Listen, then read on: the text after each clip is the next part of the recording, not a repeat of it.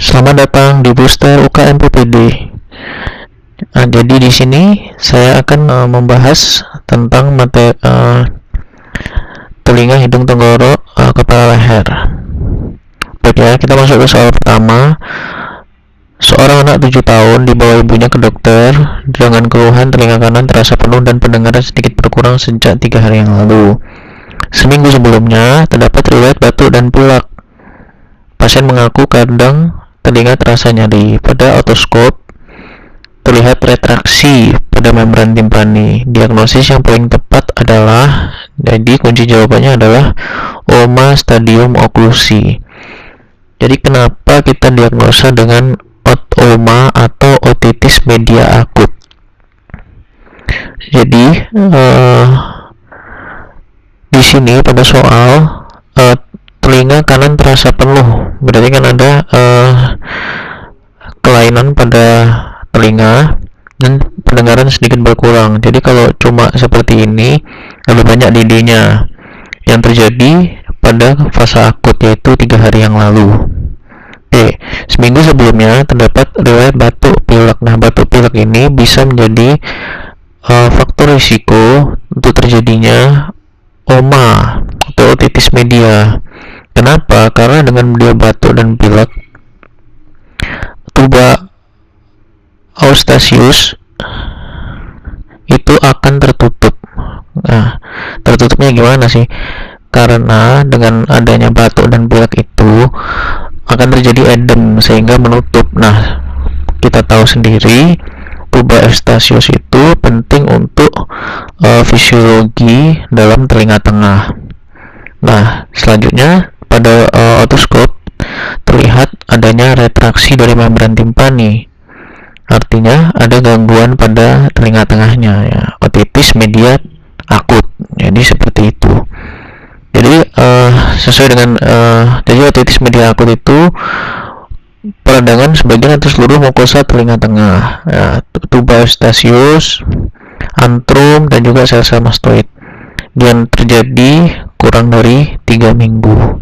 Nah, OMA itu ada banyak stadiumnya, mulai dari oklusi tuba, ada klinisnya dan juga tata laksanya berbeda-beda antara stadium 1 dengan stadium lain. Nah, pada kasus ini terjadi pada stadium oklusi tuba. Nah, kalau kita lihat klinisnya, telinga terasa penuh, nyeri, penurunan pendengaran, dan juga yang paling penting itu adalah hasil otoskopnya, yaitu adanya retraksi pada membran timpani. Bisa juga warnanya suram dan juga refleks cahaya menghilang.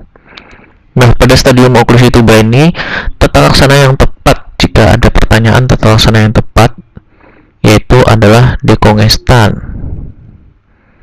Selanjutnya ada stadium hiperemis. Hiperemis ini adalah fase selanjutnya setelah oklusi tuba. Jadi oklusi tuba tapi tidak diobati dengan benar akan berlanjut ke hiperemis. Itu nyeri hebat klinisnya dan juga demam.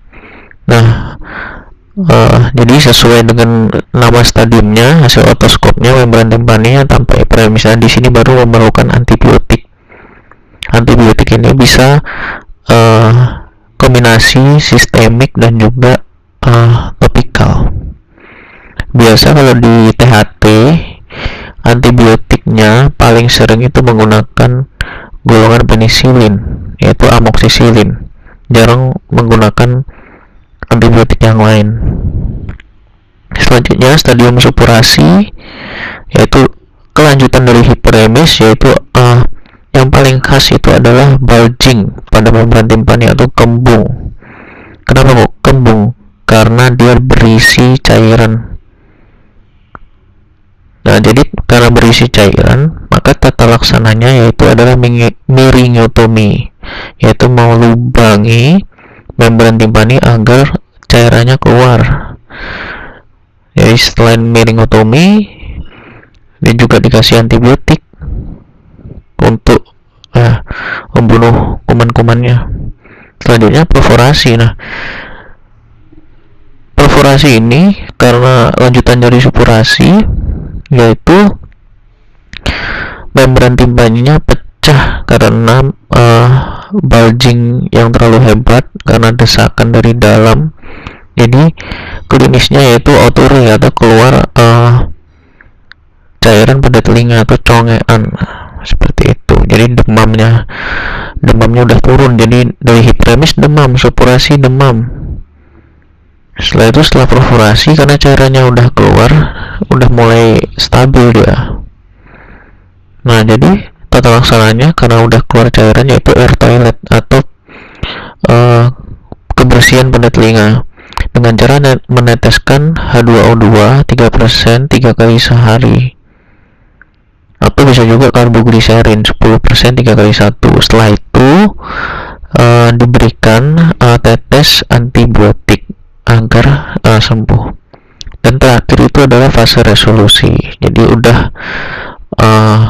selesai semua fase infeksinya, dan resolusi ini biasanya membran timpani akan menutup sendiri, kecuali pada suatu kondisi yang tidak menutup, ditata laksana dengan timpanoplasti. Oke, selanjutnya anak laki-laki 13 tahun keluar nyeri dan keluar cairan dari telinga kiri.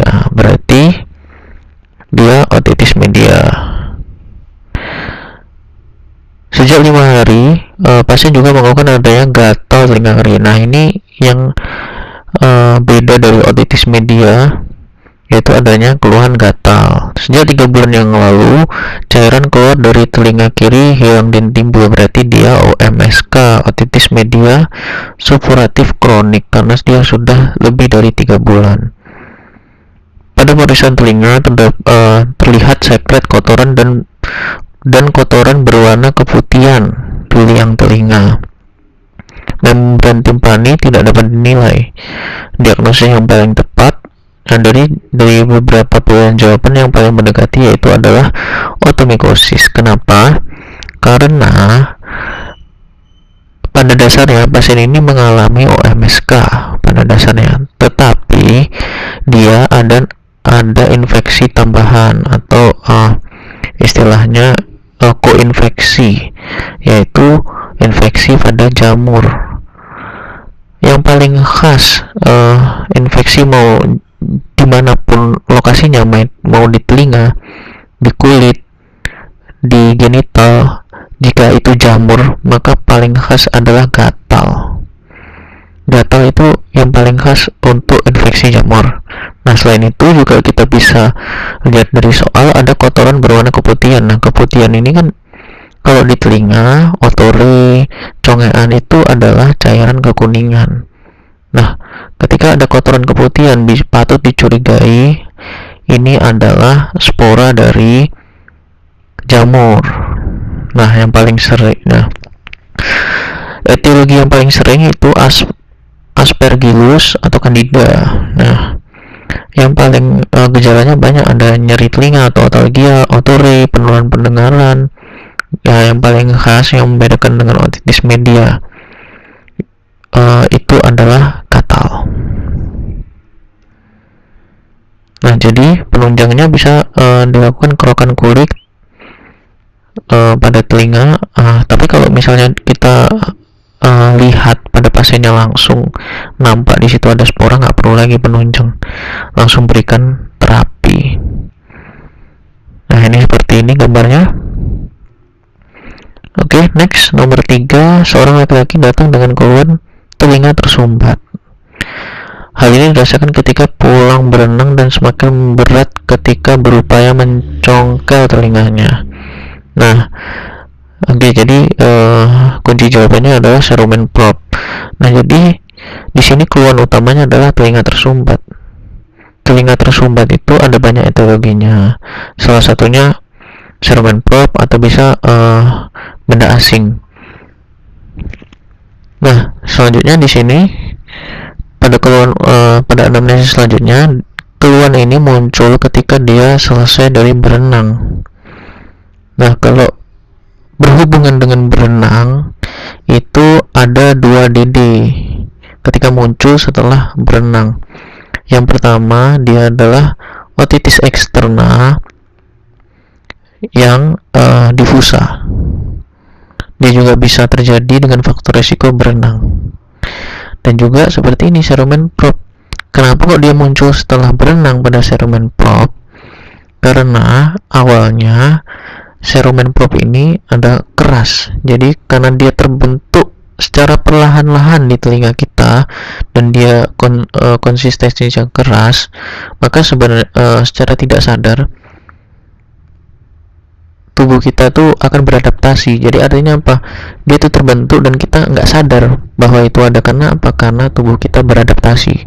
Nah, ketika kena air atau pulang berenang, yang awalnya keras dia jadi lunak, sehingga akan menyumbat telinga, membuat pendengaran tertutup. Ketika mau dicongkel itu malah makin masuk. Nah, jadi yang paling dari analisis ini yang paling mendekati itu serumen prop. Kenapa? Karena kalau otitis eksterna difusa dia ada nyeri tekan tragus, nyeri tarik auricula. Sedangkan pada soal ini dia tidak ada apa-apa, hanya berenang tersumbat. Jadi yang paling tepat serumen prop. Nah, jadi tata laksananya gimana kalau serumennya lunak? Nah, jadi kita lakukan pemeriksaan otoskop. Nah, setelah itu kita coba congkel. Nah, kita kan bisa merasakan konsistensi dengan selagi mencongkel itu. Kalau lunak bisa lebih dibersihkan dengan kapas yang dililitkan kepada pelilit kapas. Jadi pakai kapas saja bisa. Tapi kalau keras, nah dia itu harus menggunakan pengait atau hook. Jika tidak berhasil, dilunakkan terlebih dahulu dengan cara tetes karbogliserin 10% atau H2O2, mirip dengan air toilet pada kasus otitis media. Nah, seperti itu. Bila serumen terdorong jauh ke dalam liang telinga, dikeluarkan dengan cara irigasi, jadi disemprot. Oke, next. Anak laki-laki usia 10 tahun dibawa ke dokter dengan keluhan nyeri belakang telinga kiri. Pada pemeriksaan didapatkan keluar cairan dari telinga kiri, sekret sangat berbau area mastoid merah dan teraba hangat. Pada otoskop menunjukkan adanya sekret mukopurulen dari kavum timpani dan perforasi atik. Nah, jadi apa diagnosisnya? Nah, jadi kalau kita mau lihat soal seperti ini, kita analisa satu persatu poinnya. Nah, kebetulan pada soal ini udah dimerahkan ya. Jadi keluar cairan dari telinga kiri, artinya dia otitis media. Karena di sini kita nggak tahu onsetnya apakah baru atau ini, jadi kita tidak bisa tentukan otitis media akut atau kronik. Nah, ada poin selanjutnya yang perlu kita garis bawahi, yaitu adalah area mastoid merah dan juga teraba hangat. Artinya pasien ini sudah berkomplikasi dari otitis media, yaitu mastoiditis.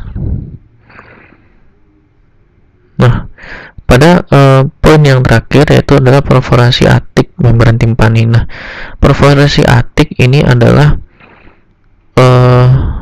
otitis media yang tipe ganas atau nama lainnya maligna. Nah, jadi ketika tipenya tipe ganas atau tipe maligna, itu cenderung lebih mudah untuk berkomplikasi ke mastoiditis. Jadi diagnosanya mastoiditis. Nah, mastoiditis itu seperti yang ini, teorinya inflamasi pada mastoid merupakan komplikasi, bisa jadi OMA atau OMSK, tapi lebih sering ke OMSK. Gejalanya mastoid merah, edem, teraba hangat, ada demam, dan juga ada gejala-gejala dari OMA atau OMSK yang mendasarinya. Nah, jadi seperti itu ya. Ini gambarnya. Oke, next nomor 5. Anak laki-laki usia 6 tahun dibawa orang tuanya ke poliklinik dengan keluar cairan berwarna kehijauan dari telinga. keluhan sudah dirasakan selama 2 hari, 3 hari sebelumnya demam, batuk, pilek. Nah, pasien tidak pernah mengalami keluhan yang sama. Pada pemeriksaan otoskop, sekret purulen, membran timpani, perforasi sentral. Nah, jadi pertanyaannya adalah gangguan pendengaran apa yang terjadi pada kasus tersebut. Nah, jadi gangguan pendengaran itu ada, ini dia tuli atau gangguan pendengaran dibagi menjadi 2, yaitu bisa konduksi dan juga sensori neural ataupun campuran. Nah, tuli konduksi itu terjadi akibat gangguan baik di telinga luar maupun di telinga tengah. Nah, seperti ini contohnya ada cerumen probe. Jadi soal yang sebelumnya kan ada cerumen probe turun pendengaran, salah satu gejalanya. Nah, itu termasuk dari tuli konduksi. Kenapa? Karena disitulah hantaran udaranya terhambat. Oleh karena ada cerumen, oleh karena ada oma. Nah, oma bisa buat penurunan pendengaran itu karena membran timpaninya perforasi. Nah, fungsi dari membran timpani kan selain menghantarkan, dia juga menaikkan frekuensi dari suara yang kita dengar sehingga bisa proper untuk diteruskan ke otak. Dengan adanya perforasi di membran timpani itu akan menghambat konduksi, sehingga namanya tulinya adalah tuli konduktif atau konduksi. Kalau sensori neural namanya juga sensori neural. Jadi ada di saraf, jadi termasuk pada telinga bagian dalam. Ya, kalau tuli campuran ya campuran. Tuli konduksi atau tuli sensori neural bisa dibedakan dengan pemeriksaan Karputala, pemeriksaan yang sederhana. Jadi kalau tuli campuran kita tidak bisa membedakan atau tidak bisa kita periksa pakai Karputala, harus pakai audiometri.